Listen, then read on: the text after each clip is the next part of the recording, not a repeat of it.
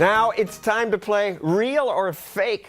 Sometimes media people say things that are so bizarre that if you didn't hear it or see it, you wouldn't believe someone actually said that. So now Kennedy, host of The Independents, is here to test me. And Kate Rogers of FoxBusiness.com and Charles Payne of Making Money with Charles Payne. Which of us will be able to figure out the actual ridiculous things that reporters said from stuff my staff made up? And we invite you to play along at home. So, Kennedy, take it away. Absolutely. Let's play America's favorite new game show, Real or Fake. Let's get started with quote number one. A host of a well-known TV show recently said, quote, "If you exclude murders, Detroit actually has an extremely low crime rate." Is that real or fake? All three of you got that one wrong. That is fake. It sounded so real. But it's a good I would have one. said it. I've never been in Detroit. All right, here's quote number two. Talking about the IRS scandal, where the agency has admitted to giving extra scrutiny to Tea Party and conservative groups, one news anchor had a different take. She said, "In my mind, the IRS are the ones who have actually been targeted in this investigation." Is that real or fake? That is, in fact, real. MSNBC's Alex Wagner said it. In my mind, the IRS, who was trying to get this out, they were the ones that have been actually targeted in this whole investigation. I didn't know she was They a were Canadian. targeted after they did a wrong thing. Al Capone said the same thing. What can I tell you? He was targeted, man. That is rich. Real or fake? Here's quote number three. A TV show host talking about Black Friday shopping said, in all seriousness, "Isn't it a little racist to call it Black Friday?" Is that real or fake? Oh, indeed. That is real. Yes. It's everyone's favorite economist, Joy Behar. She said it on The View. Take a look. Isn't it a little racist to call it Black Friday? Yeah. People should know that's when traditionally businesses went from the red into the black. They get out of the red into the black. That's the first day of the year they start making money. And it's a great day for many retailers. Here's quote number four. A young whippersnapper who recently got his very own TV show described his influences during his very first show. He said, quote, "I grew up watching the greats of TV news, Murrow, Cronkite, Colbert." Is that real or fake? I think I know who said it. I think I know too. Who said it, Kate? Ronan Farrow? You did on MSNBC. I grew up watching the greats of TV news, Murrow, Cronkite, Colbert. I don't think that's so ridiculous. He's sort of making a joke, too. It's with those dreamy lips, John. I think Colbert is a great. Sometimes. He cracks me up. Here's quote number five. A host of a talk show on another network broke out this nugget while arguing in favor of strict gun control. Quote, "Every year that we keep guns in the hands of civilians, 50 million Americans lose their lives." Is that real or fake? That is, in fact, fake. I'm sorry, Charles. You did not get that one right. But, Kate, I think you're doing extremely well. Thank you. Let's keep moving on with quote number six. Hurricane Sandy killed over 100 people, but one TV host wanted to see the glass half full, saying, quote, "I'm so glad we had that storm. It brought in possibilities for good politics." Real or fake? Meaning worry about climate I hope that's change. fake. And John Stossel, that is why you are the master. That is real. That's a comment from MSNBC's Chris Matthews. I'm so glad we had that storm last week, because I think the storm was one of those things. No, politically, I should say, not in terms of hurting people. The storm brought in possibilities for good politics.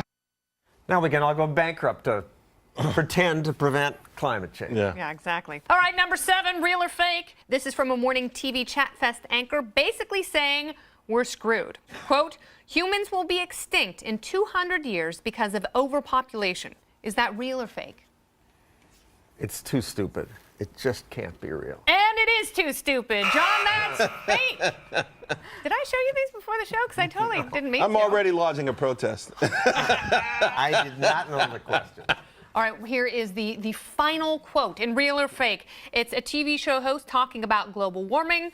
And this host said, quote, "So I'm running in the park on Saturday thinking, this warm weather is great, but are we all going to die?" Is that real or fake?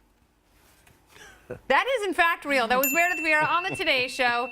I'm running in the park on Saturday in shorts thinking, this is great, but are we all going to die? You know, I can't figure this out. Okay, good news, bad news. You all made the podium, Charles, you came in third. Kate, you were second. That means John Stossel, Yes. you are the winner. And she is right. We all are going to die at some point. At some point we are, John. True, beautiful words. Thank you so much. Thank you, Kennedy, and Kate, and Charles. Coming up, I'll explain why the media get it so wrong. I'm John Stossel, Channel 2 News consumer editor, and I'll have a report on some of the chemicals that they're putting into our food. Hey, that hair was in style back then.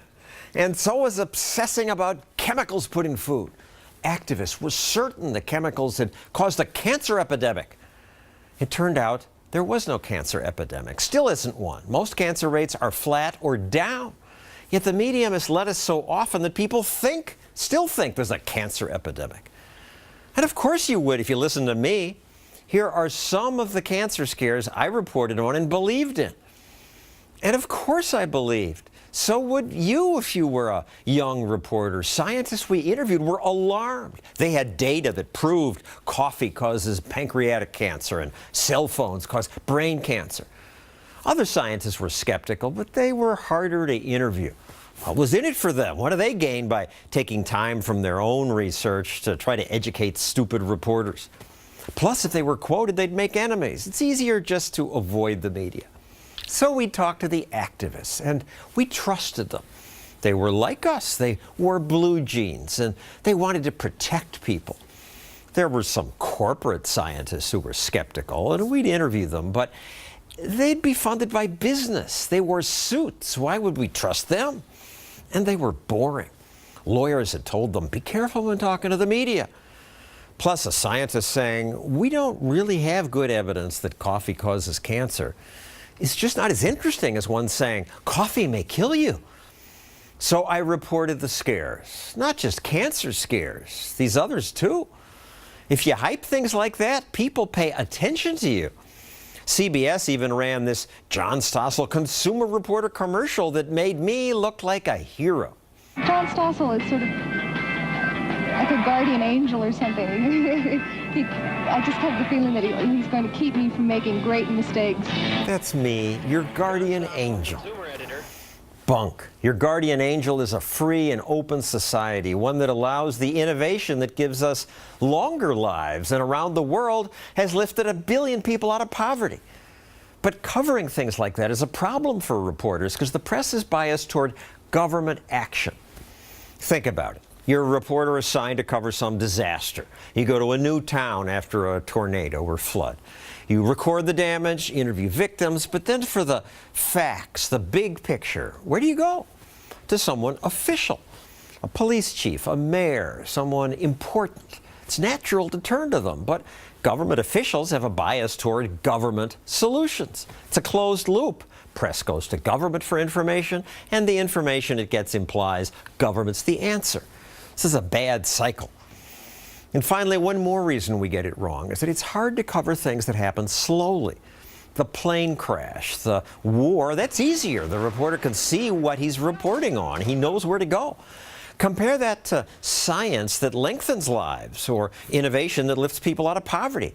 That happens constantly all over the world, but I don't know where to point my camera. Recently, President Obama said this. The world is less violent than it has ever been. It is healthier than it has ever been.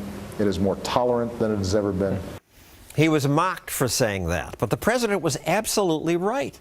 Despite the violence in the Middle East, the world today is less violent than it used to be. Here's a graph of deaths from war.